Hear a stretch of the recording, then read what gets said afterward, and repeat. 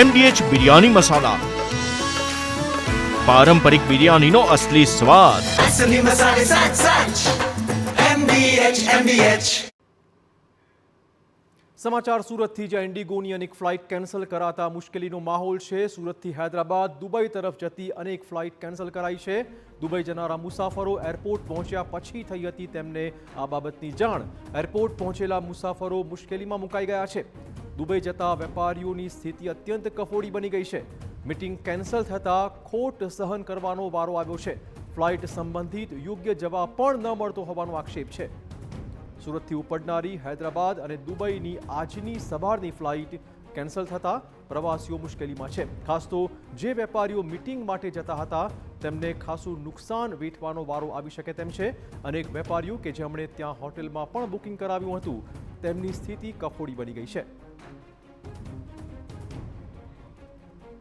છેલ્લા કેટલાક દિવસથી જે ઇન્ડિગો ફ્લાઇટનો ઇસ્યુ ચાલી રહ્યો છે અને અલગ અલગ એરપોર્ટ ઉપર જે ફ્લાઇટો રદ થઈ રહી છે ને તેના કારણે સૌથી મુશ્કેલી મુસાફરોને પડી રહી છે.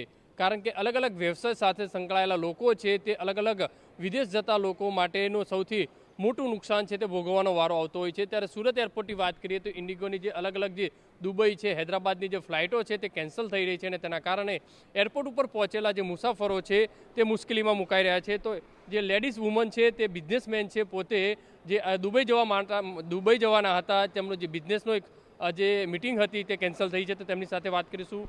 તમે દુબઈ જવા માટે આવ્યા અને એરપોર્ટ ઉપર ખબર પડી કે તમારી ફ્લાઇટ કેન્સલ થઈ. 2-2.5 કલાક કેન્સલ થઈ છે. બીજી બી 2-2.5 કલાક લેટ થઈ છે. અને આજની મારી ફ્લાઇટ હતી ડાયરેક્ટ સુરતથી કનેક્ટિવ હતી, એ બી કેન્સલ થઈ. મારે મિટિંગમાં મળવાનું હતું, એ બી હવે મારે કેન્સલ કરવું પડ્યું. કેટલું નુકસાન થતું હશે? મિટિંગો અત્યારે બધી મિટિંગો હોય ને અમારે બાયર સાથે, પછી બાયરો જતા રહી છે. તો હવે પછી એ લોકોના હિસાબે આવે છે નેક્સ્ટ વીક કે એના હિસાબે. પછી અમારે આ બધું લોસ સહન કરવો પડે કે ભાઈ ક્યારે મળશે, પાછા કેવી રીતે આવશે, એવી રીતે બધું આવું બધું છે. હવે શું કરશું? હવે એટલે કહી શકાય છે કે ફ્લાઇટ કેન્સલ થવાના કારણે નુકસાન મોટું ભોગવવાનું હોય. એનું કારણ છે ને મિટિંગો બાયર સતત મિટિંગ કરવા જતા હોઈએ. બાયર જ ના હશે તો પછી કેવી રીતે ચાલશે? ડાયરેક્ટ સુરતથી કનેક્ટિવિટી બી ઓછી અમને જલ્દી મળી જાય અને અમે જલ્દી બાયરોને ત્યાં પહોંચી વળી. પણ આ કનેક્ટિવિટી અત્યારે એકદમ કેન્સલ, અમારું બધું નુકસાન જાય છે. જે રીતે બીજા મુસાફરો છે, ક્યાં જવાના હતા, ફ્લાઇટ કેન્સલ થઈ છે? હું દુબઈ જવાનો હતો. મારે 9:15 ટાઈમ હતો અને એની જગ્યાએ મને અત્યારે એવું કહેવામાં આવ્યું કે 1:30 વાગ્યા, અને અત્યારે એ લોકો એમ કહેશે કે હવે કેન્સલ થઈ. મેં ત્યાં મિટિંગ કમ્પ્લીટ ગોઠવી રાખેલી, પણ એ ગોઠવી હવે મારે એ લોકોને શું કરવું? હોટલના બધા બુકિંગ કરેલા છે એ પણ મારે કેન્સલ કરવા પડશે. અને ક્યાં હજી આ લોકો પૂરા જવાબ પણ મને નથી આપી શક્યા. જે રીતે અલગ અલગ વેપારીઓ છે તે લોકો છે તે જે દુબઈ જવા માટે અને જે ફ્લાઇટ માટે અહીંયા એરપોર્ટ ઉપર પહોંચ્યા છે ત્યારે ખ્યાલ આવ્યો છે કે તેમની જે ફ્લાઇટ છે તે કેન્સલ થઈ છે ને તેના કારણે અનેક લોકો મુશ્કેલીમાં છે તે મુકાઈ રહ્યા છે. ઇન્ડિગોની જે ફ્લાઇટો છે સતત રદ થઈ છે. જે રીતે ક્યાં જવાના હતા તમે? અમારે તો ગોવા જવાનું છે. ફ્લાઇટ હજી હમણાં છે. ઇન્ડિગોની યસ 12 વાગે કેન્સલ થઈ છે કે નહીં? લેટ ડિલે બતાવે છે 30 મિનિટ. શું કહે છે લોકો? આઈ થિંક અડધો કલાક ડિલે છે, એવું કંઈક છે. કેન્સલ નથી? ના, કેન્સલ નથી હજુ. મુશ્કેલી કે ડિલે થતી હોય છે ને? અત્યારે તો એવું ચાલે છે. Hope for the best.